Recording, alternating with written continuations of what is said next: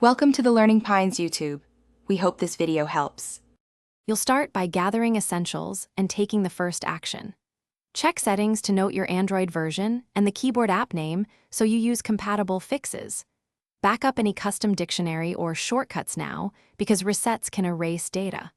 Once ready, force stop the keyboard app in Apps Force Stop, then reboot the phone to flush temporary errors.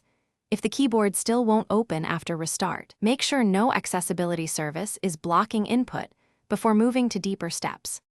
Now you'll perform the more involved repair actions. First, clear cache and then clear data for the keyboard app to remove corrupted settings.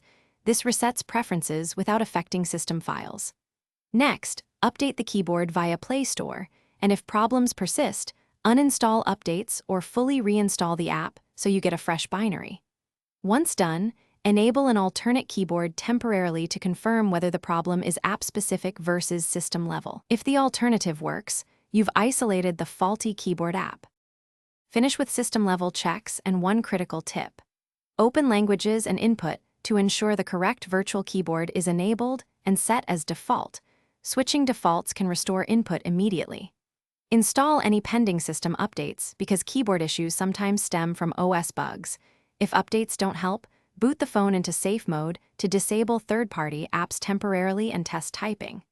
If the keyboard works in safe mode, uninstall recently added apps. Remember, safe mode is your Thanks for watching. Consider subscribing if we helped you.